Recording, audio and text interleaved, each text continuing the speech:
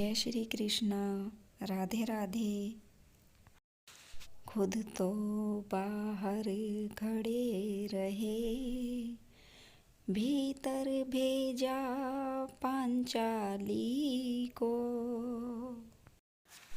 खुद तो बाहर खड़े रहे, भीतर भेजा पांचाली को। यतिवर बाबा के चरणों में जाकर अपना मस्तक रख दो।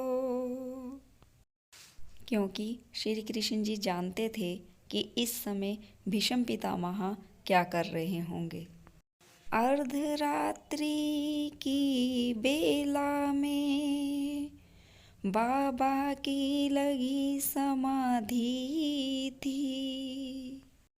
मन हरि चरणों में रमता था, कहीं कोई ना आधी व्याधि थी। बाबा ने देखा चरणों में झुकती कोई सधवा नारी है। सधवापन को दर्शाती तन पे रंगी साड़ी है। भीष्म पितामह सिर्फ इतना देख पाए कि कोई सधवा नारी है जिसने लाल रंग के वस्त्र पहने हुए हैं। भीष्म पितामह ने अपनी आंखें पूरी तरह से नहीं खोली थी, क्योंकि वो श्री हरि के चरणों में ध्यान मगन थे। भीष्म पितामह ने सोचा कि कोई सधवा स्त्री है और आकर मेरे चरणों में सिर्फ प्रणाम कर रही है। आशीर्वाद मुख से निकला, सौभाग्यवती तू रह बेटी। मेहंदी का सुरंग ये हाथों से तेरे कभी नहीं छूटे बेटी। भीष्म पितामह अपनी समाधि में इतने मगन थे कि उन्होंने अपने हाथ उठाए और आशीर्वाद दे दिया कि सौभाग्यवती तू रह बेटी। मैं वर देता हूँ हे पुत्री, सिंदूर से मांगना खाली हो। सौभाग्य तुम्हारा अटल रहे, तू पुत्र कुमारों वाली हो। जैसे ही भीष्म पितामह के मुंह से ये आशीर्वाद निकला तो सुनकर द्रौपदी क्या बोली। सुनकर द्रौपदी बोल उठी, बाबा ये क्या फरमाते हो। अब कह बैठे हो तो और कहो, तुम सत्यवती कहलाते हो। मेरे पांचों पतियों में से यदि एक भी मारा जाएगा, आशीर्वाद आपका बाबा क्या झूठा नहीं हो जाएगा। अब आया होश पितामह को, हाथों से माला छूट गई। हरि के चरणों में लगी हुई वह सहज समाधि टूट गई। हरि के चरणों में लगी हुई वह सहज समाधि टूट गई।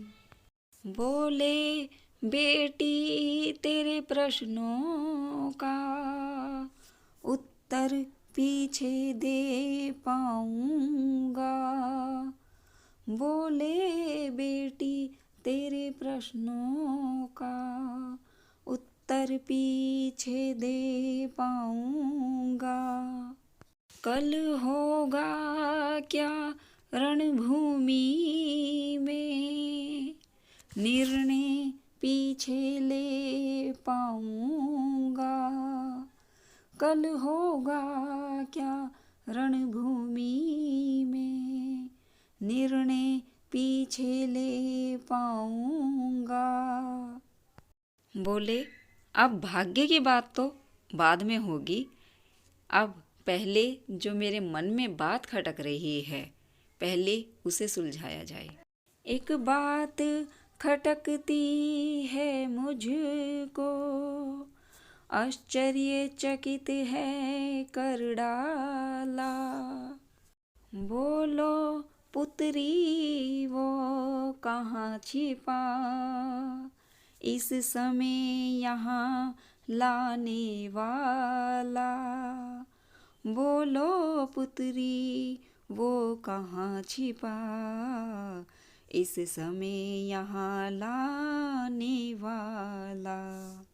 एक भक्त का अपने भगवान पर हमेशा अधिकार होता है कि यह पता करने का कि इस समय मेरा भगवान कहाँ है। तो भीष्म पितामह द्रौपदी से पूछते हैं कि हे पुत्री, मुझे पहले ये बताओ कि वो कहाँ है जो तुम्हें इस समय यहाँ पर लेकर आया है। बूढ़ा होने को आया है, पर अब तक गई नहीं चोरी। नित नई नीतियाँ रचता है, तेरी चोरी मेरी चोरी। आगे बढ़कर जो देखा तो ड्योढ़ी का रंग निराला था। आगे बढ़कर जब देखा तो ड्योढ़ी का रंग निराला था। पीतांबर का घूंघट ओढ़े वहाँ खड़ा बांसुरी वाला था। कहते हैं द्रौपदी का जूता था पीतांबर के कोने में। कहते हैं द्रौपदी का जूता था पीतांबर के कोने में। वहाँ लगे कन्हैया हंसने में, और यहाँ लगे पितामह रोने में।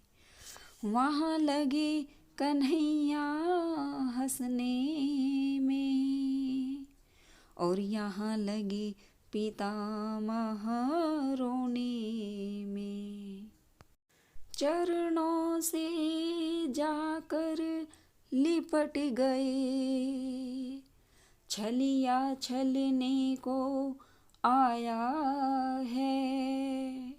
चरणों से जाकर लिपट गए, छलिया छलने को आया है। पितामह कहने लगे कि हे प्रभु, आपकी इस झांकी पर मैं क्या न्यौछावर करूं। चरणों से जाकर लिपट गए, छलिया छलने को आया है। भक्तों के कारण देखो तो दासी का भेष बनाया है। भक्तों के कारण देखो तो दासी का भेष बनाया है। भीष्म पितामह द्रौपदी की तरफ देखते हुए कहते हैं, ओ द्रुपद सुता पुत्री मेरी, तूने कुल पवित्र कर डाला है। पहरा देता है जो तेरा, वो जगत रचाने वाला है। पहरा देता है जो तेरा, वो जगत रचाने वाला है। जाओ बेटी निश्चिंत रहो, अब निश्चय विजय तुम्हारी है। भीष्म पितामह ने कहा, द्रौपदी, अब तुम्हें किस बात की चिंता है? जाओ बेटी निश्चिंत रहो, अब निश्चय विजय तुम्हारी है। पतियों का बाल क्यों बांका हो, पतियों का बाल क्यों बांका हो, जब रक्षक कृष्ण मुरारी है, जब रक्षक कृष्ण मुरारी है। जो अपने भक्त की जूती अपने पीताम्बर में छुपाने का भी संकोच ना करे, तो वैसा भक्त का भक्त कहीं नहीं मिलेगा। भीष्म पितामह माता गंगा के पुत्र थे और माता गंगा के पुत्र होने के बाद भी भीष्म पितामह श्री कृष्ण जी के परम भक्त थे। श्री कृष्ण जी को पता था कि पांडवों का कोई बाल भी बांका नहीं कर सकता, लेकिन फिर भी उन्होंने द्रौपदी को अपने बड़े बुजुर्गों का आशीर्वाद लेने के लिए भेजा। तो भगवान भी कहते हैं कि अपने बड़ों के आशीर्वाद को कभी भी भूलना नहीं चाहिए। जिस पर श्री कृष्ण जी की कृपा होगी उसका कोई बाल भी बांका नहीं कर सकता, क्योंकि श्री कृष्ण मुरारी सबके रक्षक हैं। जय श्री कृष्णा। यदि आपको मेरी वीडियो अच्छी लगी है तो प्लीज़ लाइक कीजिए, शेयर कीजिए, सब्सक्राइब कीजिए। जय श्री कृष्णा। राधे राधे। बोल हरि बोल। जय श्री कृष्णा।